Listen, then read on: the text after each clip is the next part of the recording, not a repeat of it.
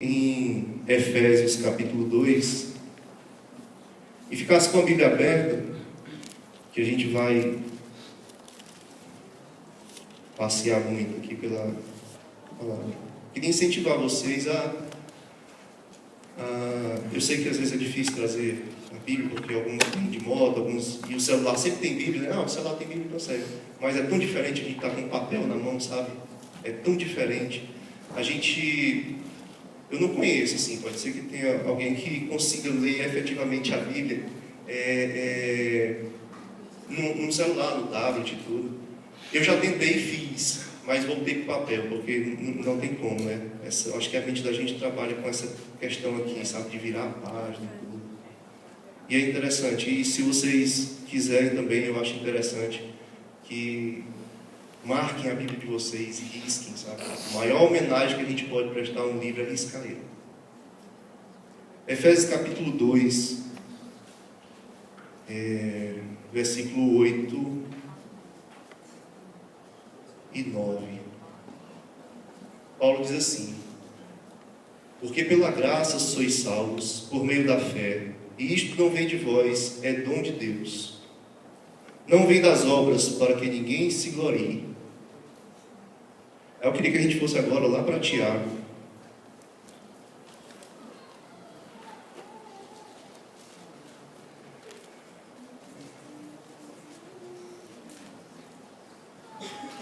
Tiago capítulo 2 também.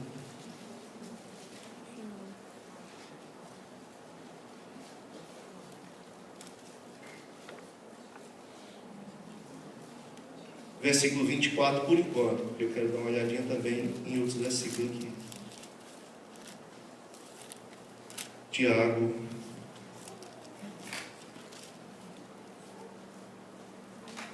dois, 24. Ele diz assim: vedes então que o homem é justificado pelas obras e não somente pela fé. Olha o problema.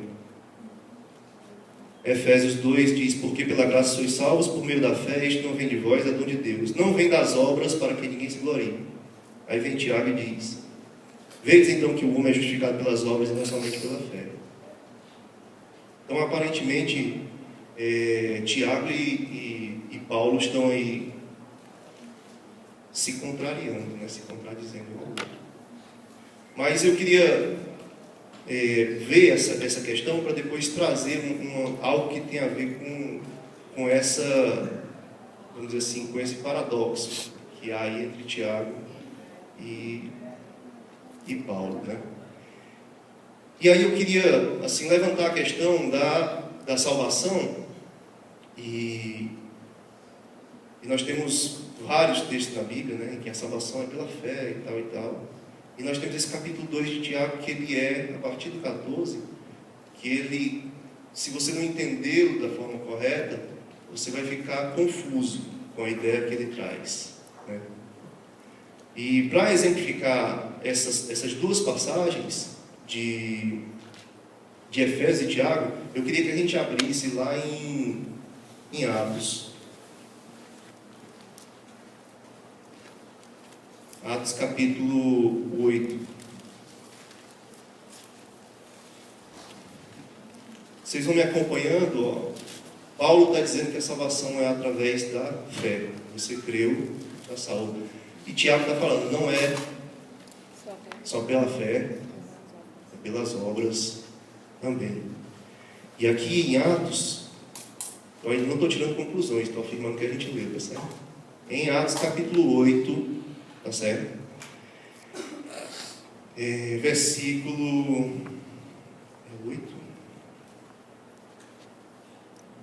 Deixa eu ver se é 8 mesmo. 8:13. Não sei se vocês lembram dessa história. Existia um mago chamado Simão. E ele persuadia as pessoas através de suas magias e tal. E em um certo momento em que Simão esteve junto com os apóstolos e viu o que os apóstolos faziam e que eles impuseram a mão sobre outras pessoas e elas recebiam o Espírito Santo, Simão, diz aqui no capítulo no versículo 13 do capítulo 8, disse: e creu até o próprio Simão, e sendo batizado, ficou de contínuo com Filipe, e vendo os sinais e as grandes maravilhas que se faziam, estava atônito. Olha quem se converteu: Simão. Mas a gente continuando aqui, ele vai dizer assim, o 14: os apóstolos, pois, que estavam em Jerusalém, ouvindo que Samaria recebera a palavra de Deus, enviaram para lá Pedro e João, os quais, tendo descido, oraram por eles para que recebessem o Espírito Santo, porque sobre nenhum deles ainda tinha descido, mas somente eram batizados em nome do Senhor Jesus. Então lhes impuseram as mãos e receberam o Espírito Santo. E Simão, que no versículo 13, Simão creu, né? No 18 diz: e Simão, vendo que pela imposição das mãos dos apóstolos era dado o Espírito Santo, lhe ofereceu dinheiro, dizendo: dai-me também a mim esse poder, para que aquele que sobre quem eu puser as mãos receba o Espírito Santo. Mas disse-lhe Pedro: o teu dinheiro seja contigo para a perdição, pois cuidaste que o dom de Deus se alcance por dinheiro. Tu não tens parte nem sorte nesta palavra, porque o teu coração não é reto diante de Deus. Olha o problema. Paulo dizendo que a salvação é pela fé, ou seja, você crê.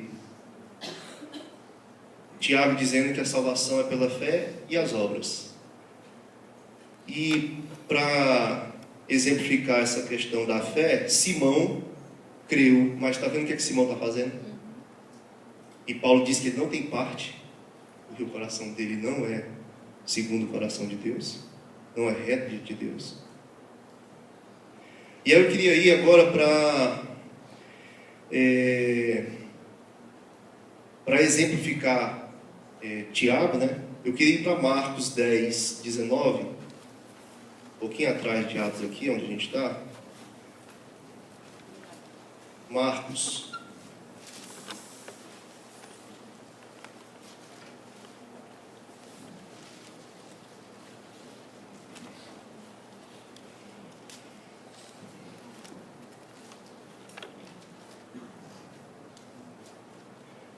Aquela história conhecida do jovem rico, né? E aí ele chega para Jesus no 18, né? Jesus disse: por que me chamas bom? Ninguém é bom senão Deus.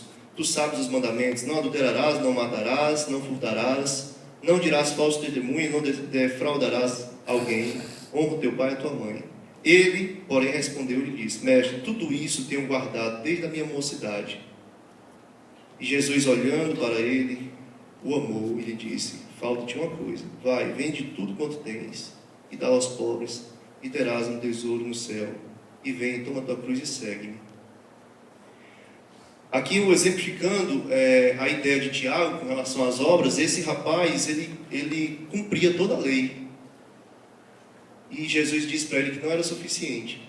Assim como Jesus disse que não era suficiente para Nicodemos, ele disse que era necessário nascer de novo, né? Então, nós temos dois paralelos aqui, com exemplos, né, mostrando que Paulo está dizendo algo, Tiago está dizendo o contrário, entre aspas, né, e temos exemplos dos dois lados. Então, como conciliar isso? Né? Como conciliar? E aí, como a gente sabe que essa palavra é verdadeira e nela não há contradição, isso aí a gente tem que buscar entender, desfazer dessa contradição, né? Que ela, na verdade, é desfeita de uma maneira muito, muito simples, mas a gente às vezes se engorda nela. Vamos lá para Tiago de novo, que aí eu quero ler o restante aqui de Tiago. Tiago 2,14.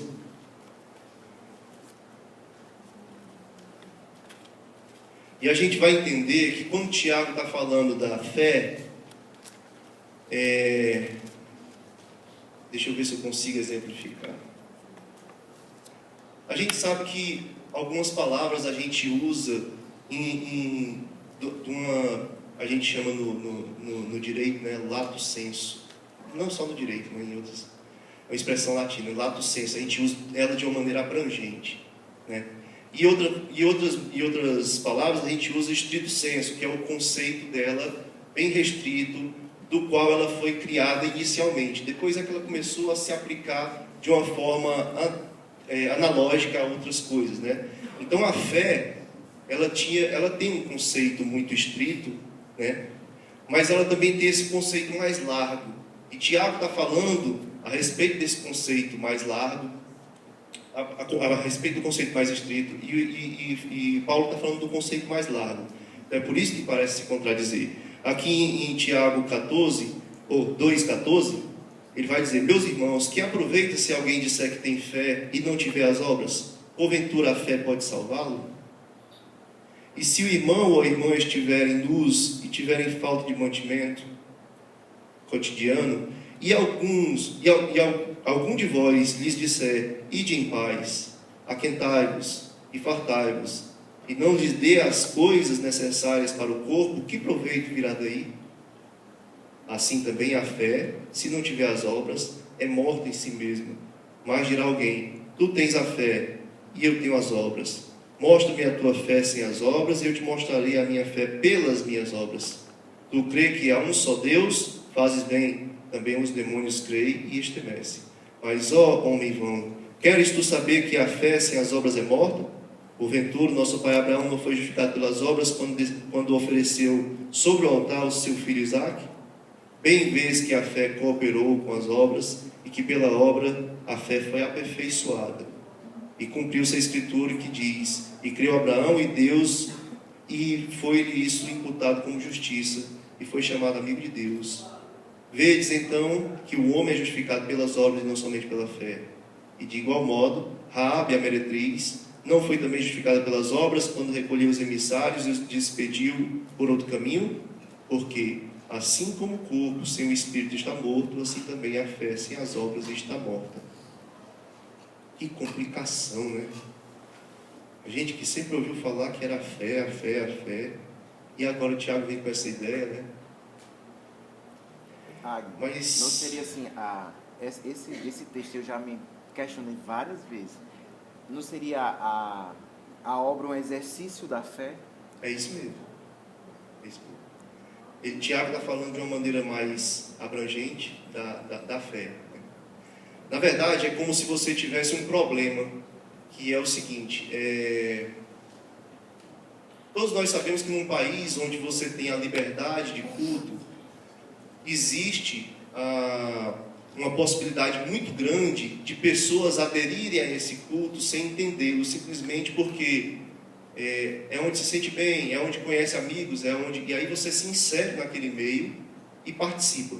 Num país onde há perseguição, você só se mete no meio de um negócio desse se você tem convicção. Porque não é porque seu amigo está lá, mas ele está passando risco de morte, que você vai dizer: ah, é legal, tem uns amigos lá, eu vou ficar lá. Não é assim. Então a liberdade de culto, ela faz com que exista a possibilidade do que a gente chama de uma fé nominal.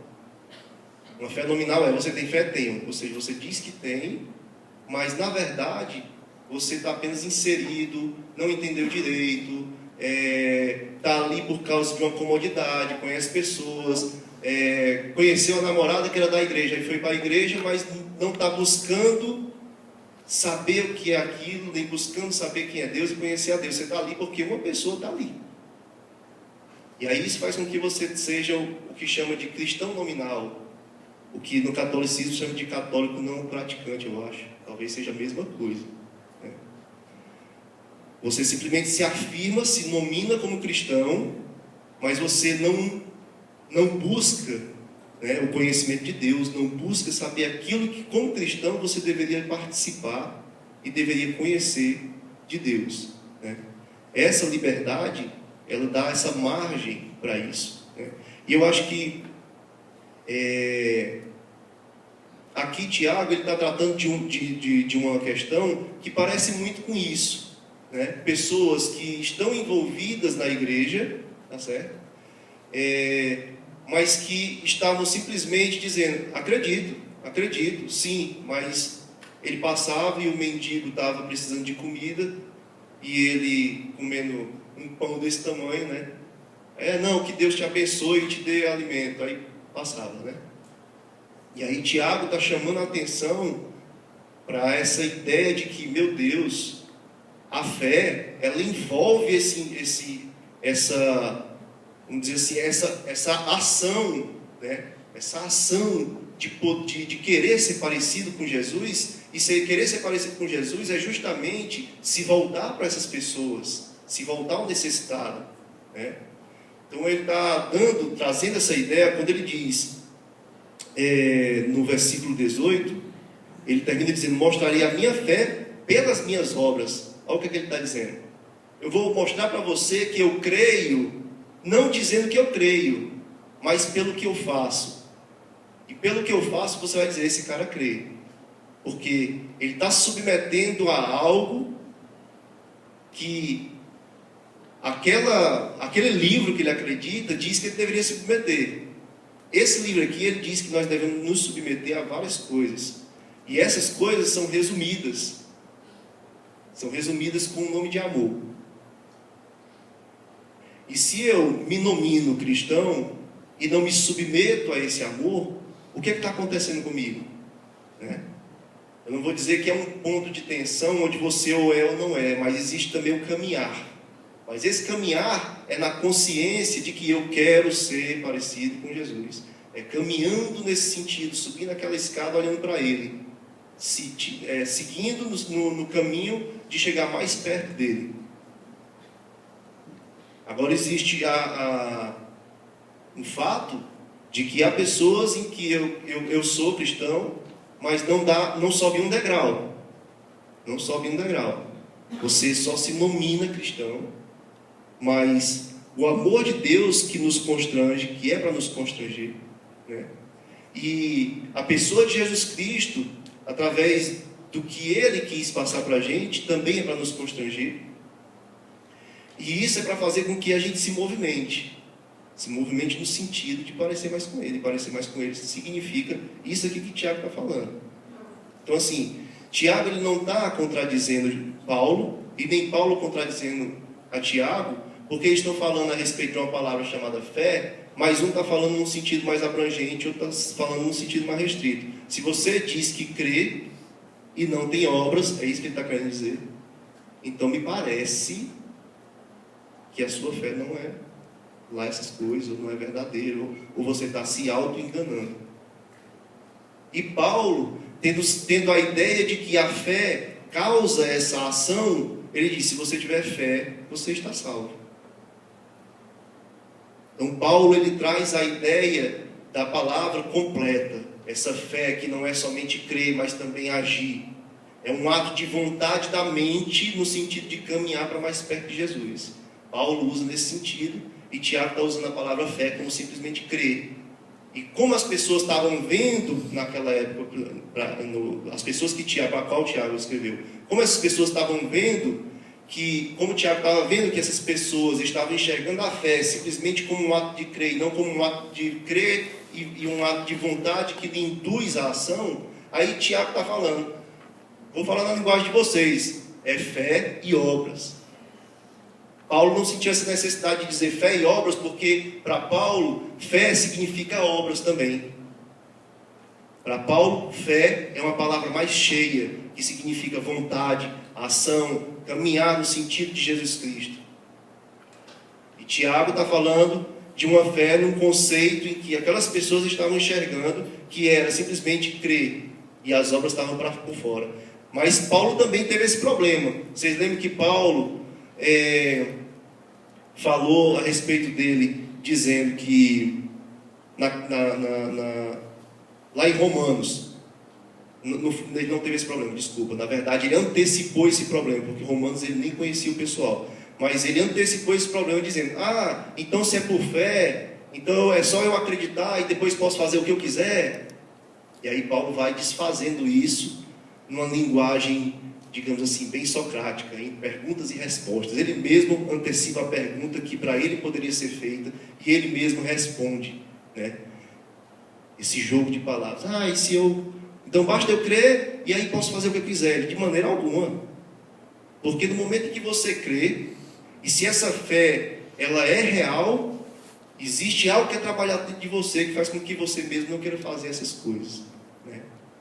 Então assim, eu queria trazer essas duas passagens, vamos dizer, esse paradoxo, né, digamos,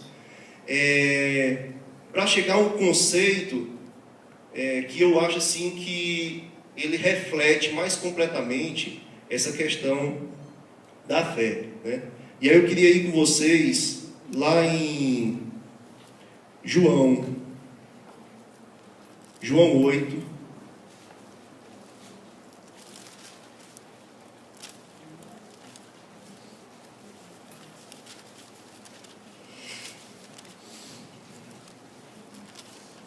Oh, desculpa, não é João 8, não.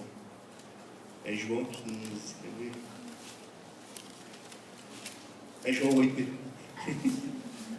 João 8.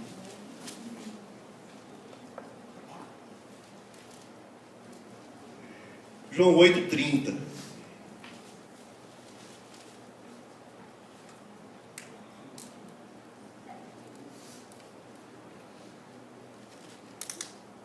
Aqui é Jesus. Dizendo ele estas coisas, muitos creram nele. Muitos creram nele. A fé. Jesus dizia, pois, aos judeus que criam nele, ele estava dizendo para os que creram, tá certo? Se vós permanecerdes na minha palavra, verdadeiramente sereis meus discípulos. Então assim, eu trouxe uma ideia de fé, que é a que Tiago usou, não é a que ele cria, na verdade ele usou pela situação que ele estava, que ela se separa de obras. E aí Tiago tenta juntar novamente essas duas palavras no conceito real de fé, que é a que Paulo usa. Então Tiago pega, fala de fé, fala de obras e diz que as duas têm que estar juntas. E Paulo, quando falou lá em Efésios, ele já tem essa ideia de fé e obras juntas, então ele fala só fé. Tá certo? E quando chega aqui, Jesus fala de aos que criam nele, ele fala, se vós permanecerdes na minha palavra. E é esse conceito de fé que, através daquelas duas passagens e o cruzamento entre Paulo e Tiago, que eu queria trazer, que é essa ideia que traz a completude da fé, que é o crer e permanecer. Essas duas palavras juntas, elas são usadas algumas vezes, e ela justamente traz essa completude da ideia de fé para aqueles que estão confusos nessa ideia, né? É esse crer e permanecer. Jesus aqui está falando para os judeus que creram nele. Então, para os judeus que creram nele, ele falou assim, permaneçam. Então, na ideia de crer, existe algo a mais, dependendo de como a gente entende a palavra. Eu posso entender crer como criei e continuei crendo todos os dias até o fim da minha vida. E nessa ideia de crer e continuar crendo todos os dias da minha vida, eu tenho embutido nessa ideia que crer também é agir, é um ato de vontade. E aí sim, eu tenho a ideia correta do crer, que faz com que eu tenha obras, com que eu pareça com Jesus, com que eu aja conforme ele agiu. Porque se eu tiver só a ideia de uma crença, eu acreditei um dia. Tem muita gente que a gente conhece, que já foi para a igreja e tudo, aí diz assim, eu encontrei com um amigo meu, aí ele falou, eu vi eu te vi lá ele me viu passando na beira-mar com a Bíblia, que eu estava indo lá para o café, né, dos homens. Aí ele diz, eu te vi passando, tu estava até com a Bíblia na mão, não sei o quê. Eu já fui crente, eu fui lá na igreja, até levantei a mão e fui na frente, Ou seja, qual é a ideia de aceitar Jesus e crer que ele teve, né? Que é um ato ali, vamos dizer assim, pontual, em que ele fez uma vez e acabou-se, né? Esse ato pontual que faz uma vez e acabou-se é a justificação, quando ele é feito realmente de coração. E esse desenrolar depois desse ato pontual, ele é um contínuo. Ele é um contínuo que não volta mais. Ele é um coração que sai estendendo o tapete para Jesus caminhar nele. Ele não é um coração que abriu, Jesus entrou, ele fechou, e aí Jesus entrou não, a palavra entrou, ele fechou, né? E aí pronto, aquilo ali vai morfar ali dentro. Vai morfar e vai se acabar. A nossa entrega, ela é um contínuo. São todos os dias, né? Então, quando Jesus fala aqui, crer e permanecer, É essa ideia que eu queria trazer para vocês, a ideia central do que eu queria falar, é justamente essa ideia de fé como crer e permanecer. Essa ideia de fé que, se eu não estou falando de crer de um modo abrangente, que já supõe o permanecer, que vocês entendam que crer significa crer e permanecer, que aceitar Jesus Cristo é crer e permanecer, que a salvação é crer e permanecer. Porque a gente viu que Simão, o mago, creu, mas ele não permaneceu. Isso, teologicamente, pode trazer alguns problemas que eu não quero levantar. Depende muito da cabeça, vamos dizer, da escola a qual você tem aderido, né? Mas, em tese, você não tem como negar que Jesus Cristo aqui está falando de crer e de permanecer, que a palavra diz que Simão creu, e que Tiago está falando que não basta crer, é preciso ter obras. Eu estou partindo desse princípio. Mas esse princípio, eu estou unindo todos eles, no sentido de que eles estão falando a mesma coisa, sobre uma perspectiva diferente da palavra fé, crer. E aqui Jesus nos dá esse conceito mais extenso, que é o crer e permanecer, e aí você diz assim, certo, eu creio e permaneço, mas o que significa esse permanecer? Porque permanecer, o que é? É continuar crendo, né? E é interessante como Jesus tem a habilidade de resumir tudo aquilo que havia sido revelado no Antigo Testamento para Israel, né? Certa vez, ele estava com os apóstolos, os discípulos, e aí estavam falando a respeito do Antigo Testamento, da lei de Moisés. E aí ele pega a lei todinha e diz assim, toda a lei se resume nisso. Aí fala do amor. E é interessante que ele fala de amar a Deus, né, sobre todas as coisas e tal, e amar o próximo como a você mesmo, né? E o que eu acho mais interessante nisso é que depois quando Paulo vai falar sobre esse grande mandamento, ele fala, o grande mandamento é esse, Jesus Cristo falou de 2. E quando Paulo vai falar por 2 vezes, ele fala, e o mandamento é este, ama o teu próximo. Achei interessante, isso ficou meu. Jesus Cristo disse que era 2, e agora Paulo está dizendo que é 1. Eu queria ir aqui para João 15, para a gente entender melhor isso. João capítulo 15.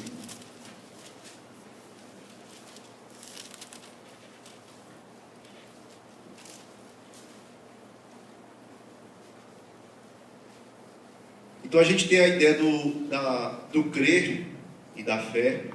Fé e crer são palavras irmãs no grego. Um é o verbo e o outro o substantivo. Se você for ver no original, crer é o verbo e fé é o substantivo do verbo crer. Então é a mesma coisa. E eu não estou, vamos dizer assim, passando uma rasteira falando do que seja fé aqui, e no original não é fé não. Estou falando de palavras que são as mesmas, tá certo? E aqui em João 15,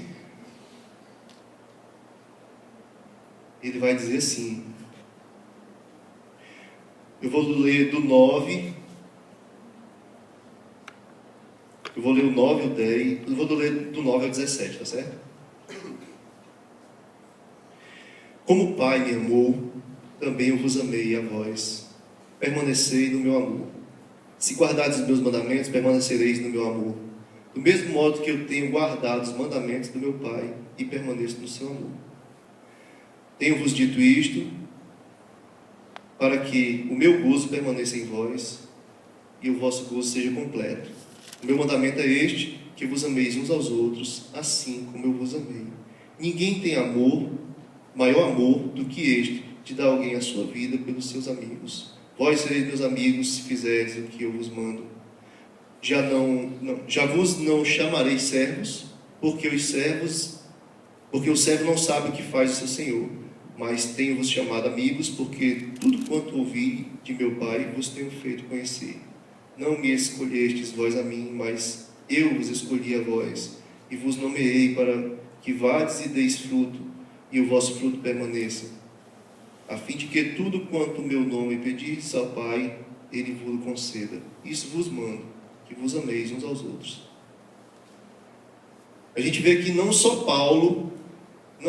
o apóstolo Paulo, depois resumiu os 2 mandamentos de Jesus em um. O próprio Jesus Cristo está falando aqui, no versículo 12, o meu mandamento é esse: que vos ameis uns aos outros.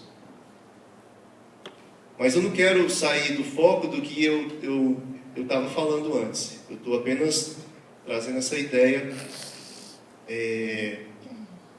para o desfecho do que vem a ser esse permanecer. Já que Paulo falou de uma fé, Tiago falou de outra, a gente viu que eles estão falando da mesma coisa, e a gente percebeu que existe um conceito mais completo que a gente pode dar, que é o crer e permanecer.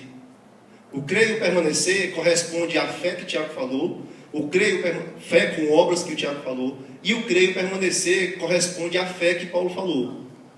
Em Paulo está subentendido, porque ele vê fé como algo maior. Em Tiago está quebrado no meio, que foi a didática que ele usou para os ouvintes dele entenderem. E aí Jesus Cristo, falando aos que tinham crido, falou: se vós permanecereis. Também quebrando o conceito de crer e permanecer, para que eles pudessem entender melhor.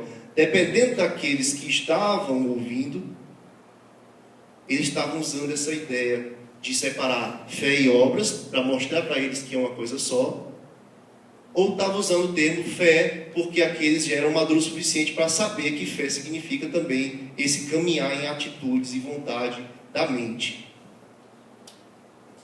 E aí a melhor maneira da gente conceituar ou tentar entender o que é que vem a ser esse permanecer, não tem passagem melhor do que João 15, aqui do 9 ao 17.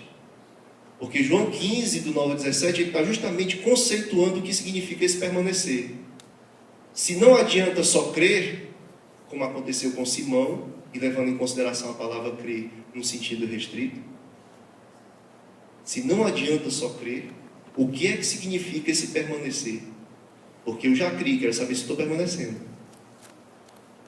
E aqui vamos ver em João 15, 7, que ele vai falando de permanecer, permanecer, permanecer, permanecer. Eu queria que... 7, não, do 9 ao 17.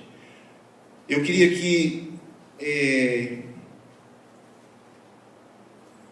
resumir o que é que ele está falando aqui. A gente leu, se vocês quiserem, vocês podem ler depois para perceber o que é que ele está dizendo.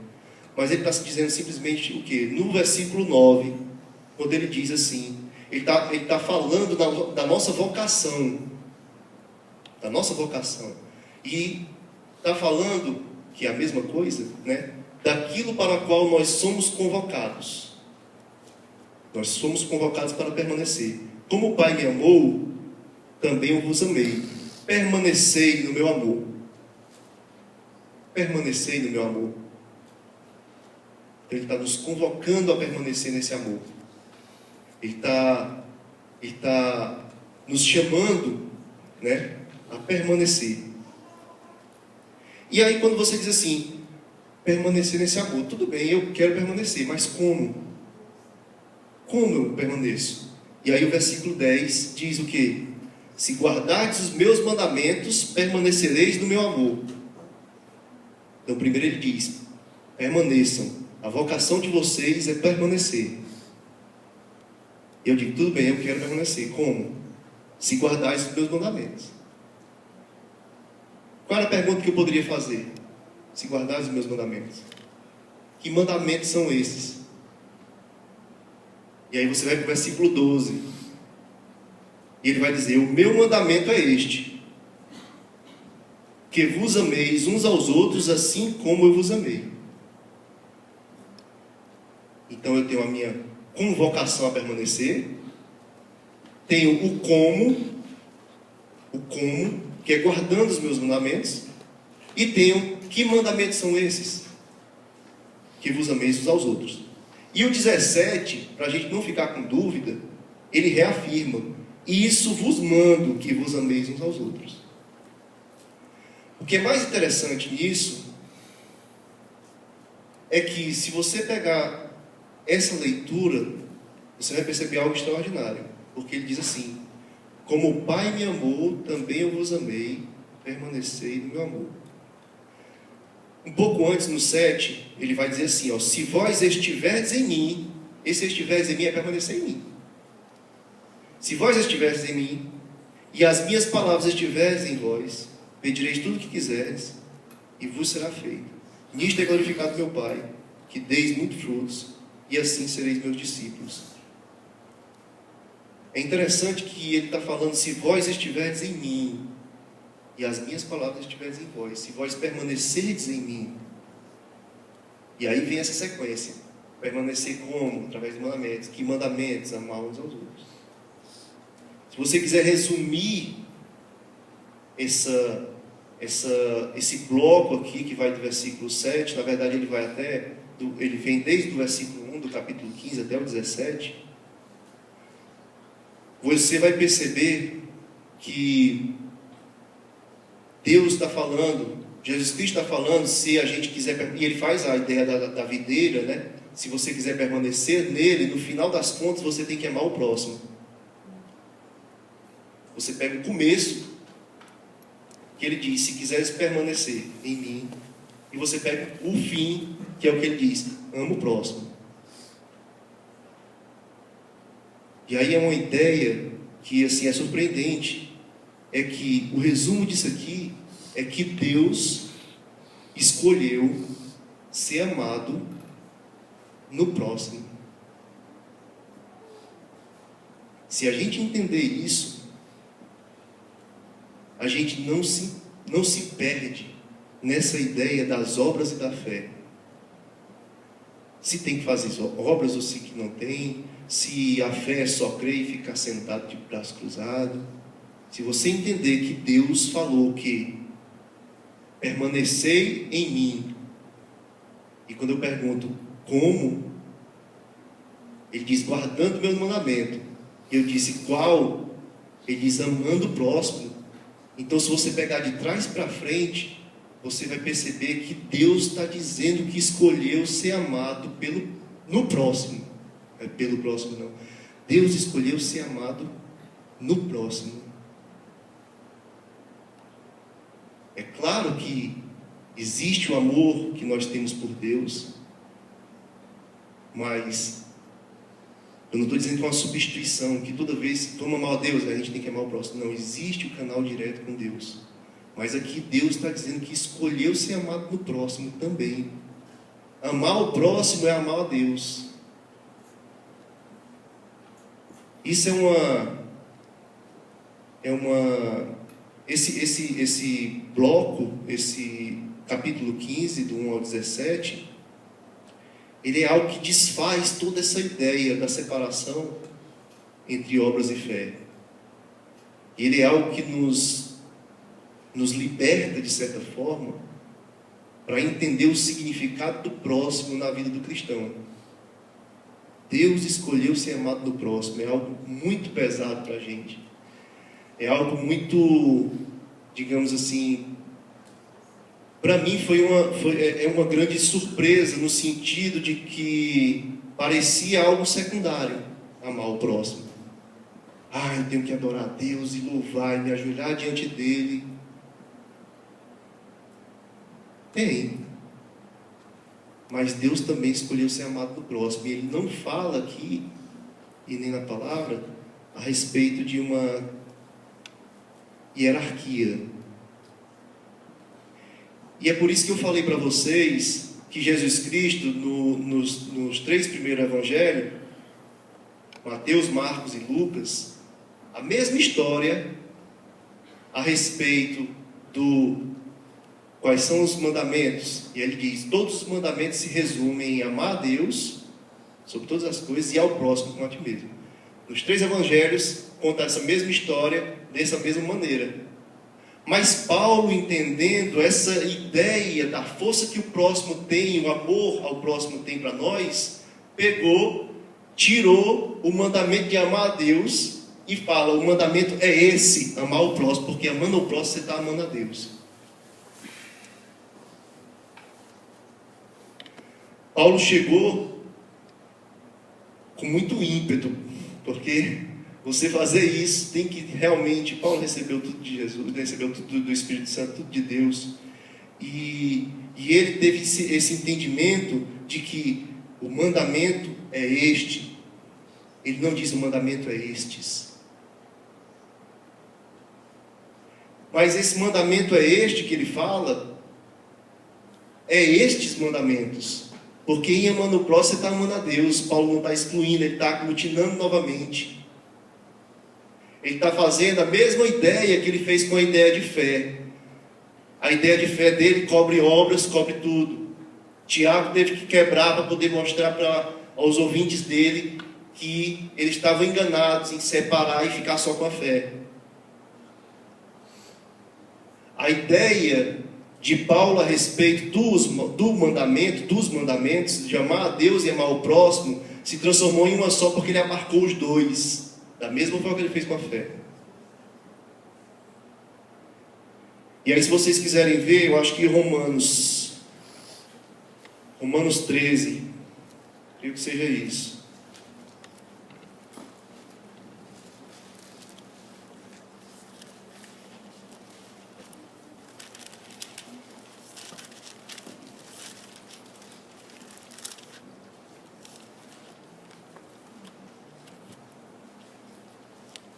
Treze, 9.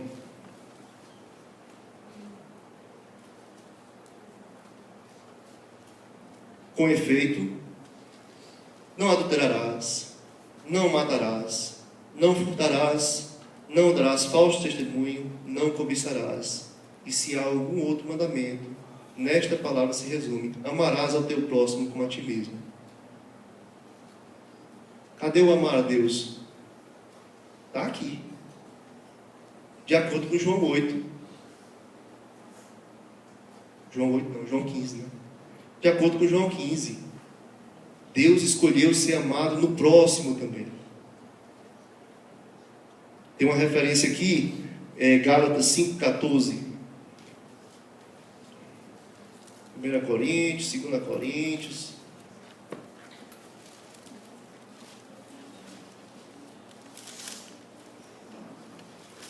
Gálatas.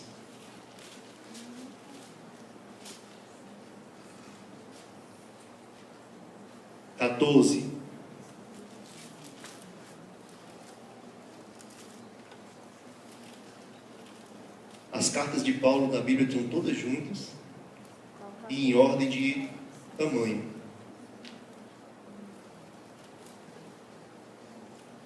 Extensão, né? Melhor, né? Extensão.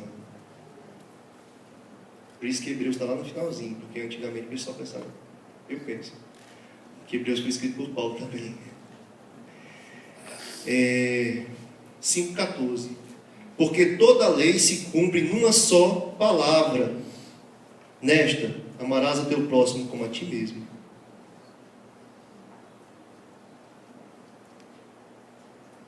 Olha o que Paulo está falando. Nessa, Jesus Cristo disse nessas. Amar a Deus e amar o próximo. Paulo está falando nessa. Porque essa que o Paulo fala é abrangente. Amar o próximo significa amar a Deus. Porque amar o próximo é algo tão difícil que só você se submetendo a Deus para conseguir amar o próximo da maneira que é para ser amado. Eu acho que Tiago, eu não vou arriscar, mas eu creio que Tiago também falava disso.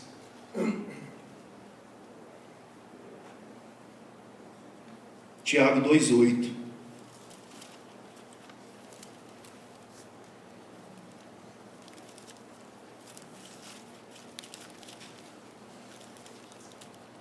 Todavia, se cumprirdes, conforme a Escritura, a lei real, 2 pontos.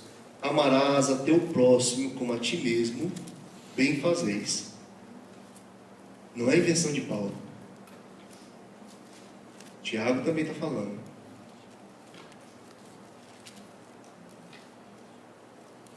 Creio que essa ideia, ela era muito tranquila na mente dos discípulos, dos apóstolos. Porque quando... Eu estou com a cabeça meio ruim, tá? E ainda mais dormir mal. Mas quando ele fala...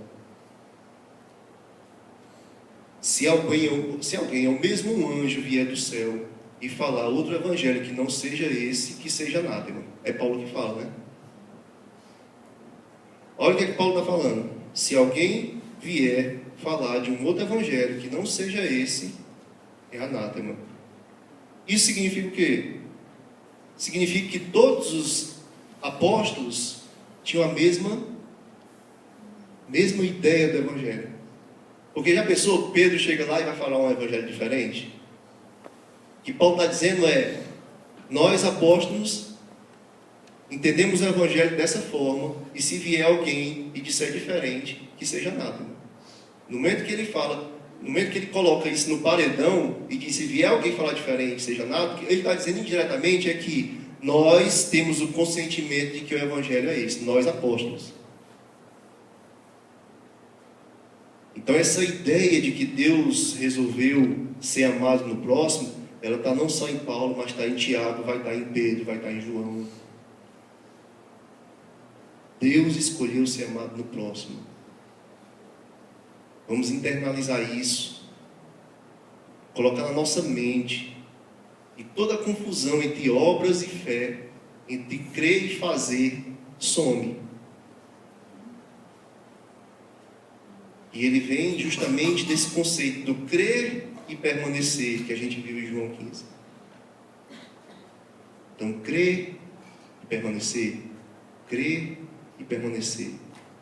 Em certo momento, tiveram que desmembrar para poder ficar mais claro, porque alguns estavam deturpando a palavra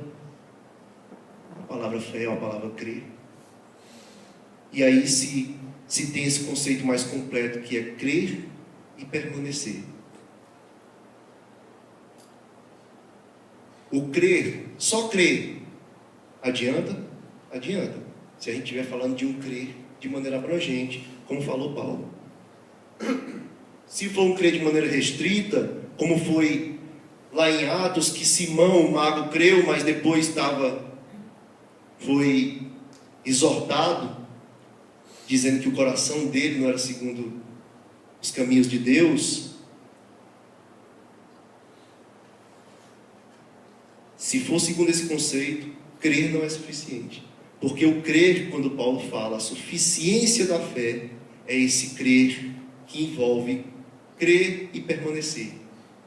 É um crer que está junto, tudo num pacote só, não existe separação.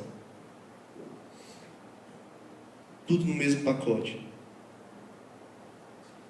Então, quando nós falamos, estamos em alguma conversa em que surge essa ideia do que crê e seja salvo, a tua fé te salvou, e aí esse negócio de obras, não sei o quê. A primeira coisa que a gente tem que entender é qual é o conceito de palavra crer que nós estamos usando. É um conceito abrangente ou é um conceito restrito que significa só esse acreditar? Ou ele é um conceito que engloba todas as coisas, ou seja, esse crer em uma verdade que te invadiu e que agora você é movido todo por ela? Isso é verdade. Se é verdade, então deixa eu ver o que é que eu tenho que crescer, o que é que eu tenho que fazer, o que é que eu tenho que... Ela te move, ela não é só um acreditar, ela é uma vontade da mente. A mente fica tendente a todas as coisas que ali se dizem que é verdade. E não, eu escolho o que eu quero e o que eu não quero aqui. Acredito em Deus, mas essa passagem aqui, de amar o próximo, esse amor incondicional, não dá para mim não. Aí você vai ter que lembrar que Deus escolheu ser amado no próximo. Se você não ama o próximo, você não ama a Deus.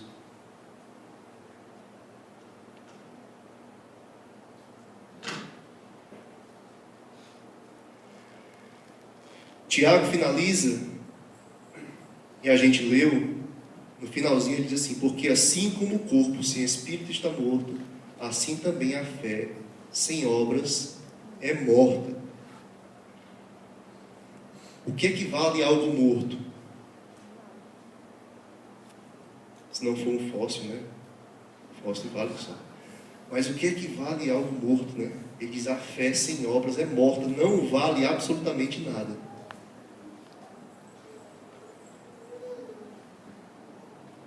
Mas a fé que Tiago está falando aqui é aquela fé que é só uma palavrinha, que significa só acreditar. Porque se fosse Paulo falando, quando ele falou em Efésios, ele dizia: a fé é suficiente. Porque a fé que Paulo está falando é a fé completa. A fé que envolve um pacote que faz com que você, no momento em que decide que aquilo ali é verdade, tudo em você se revolve e se move para aquilo. Amém? Vamos orar?